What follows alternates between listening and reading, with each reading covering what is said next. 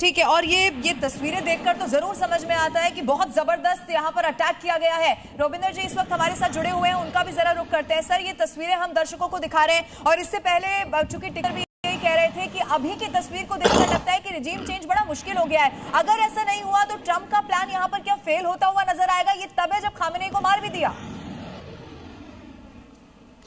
नहीं, ट्रंप का प्रोग्राम जब तक फेल होता होगा, बट एक चीज जो हो रहा है ना, रेजीम चेंज तो एक था, दूसरा था कि ईरान का न्यूक्लियर प्रोग्राम को रोकना।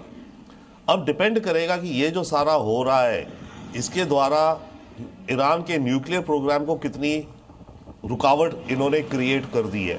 क्या कुछ और साइंटिस्ट को मार दिया है, कुछ और न्यूक्लियर फैसिलिटीज पे अटैक करके उनको डैमेज कर दिया है, तो कुछ तो वहां उन्होंने अचीव करा होगा न्यूक्लियर प्रोग्राम के लिए। But on the flip side वही है कि रेजीम अगर रहती है, जो रहेगी दिखती है, मतलब सत्ता पलट नहीं होने वाला।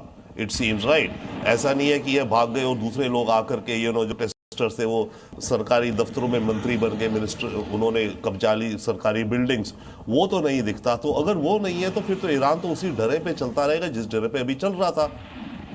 बट हाँ, डेफिनेटली बहुत नुकसान खा करके पर चलता रहेगा। Once again I am saying, जो नया डायमेंशन इसमें जो आज तक कभी नहीं हुआ था मिडिल ईस्ट में, वॉर जो है वो लॉन्ग टर्म होने वाली है प्रॉक्सीज के जरिए, ईरान की अपनी कैपेसिटीज के जरिए।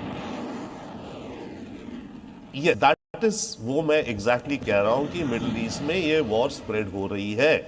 अगर अभी हम देखें, वंस अगेन आज तक कभी नहीं हुआ था, ना सोचा था कि दुबई, कतर, कुवैत इत्यादि में बॉम्बिंग होगी, ड्रोन्स, मिसाइल्स गिरेंगे।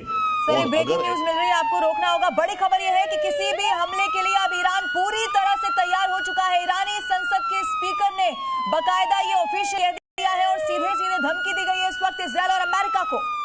ईरानी संसद के स्पीकर ने यूएस को धमकी दी। यानी देखिए, ईरान के जुडिशरी के जो चीफ है उन्होंने धमकी दी, मसूद पेज़ेश्कियान ने धमकी दी, और अब संसद के स्पीकर की तरफ से भी कहा एटमी हमले के लिए हम तैयार है। बहुत बड़ा बयान है, एटमी अटैक के लिए हम तैयार हैं। ये बहुत बड़ा स्टेटमेंट है। टिक्कू सर, क्या मतलब? क्या उनके पास एटम बॉम्ब है या काउंटर एक्शन के लिहाज से वो कह रहे हैं? नहीं, मैंने तो पहले कहा उनके पास डर्टी बॉम्ब है और वो इसका इस्तेमाल करेंगे।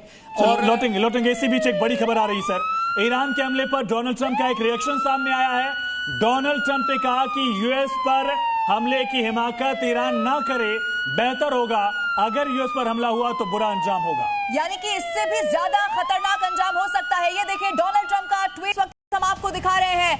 अमेरिका के राष्ट्रपति डोनाल्ड ट्रंप ने साफ कर दिया है कि अगर हमले की हिमाकत की गई, ये तब हुआ जब ईरान ने सीधे चेतावनी दी, ना यूएस को छोड़ा जाएगा ना इजराइल को, ताबड़तोड़ हमले करेंगे।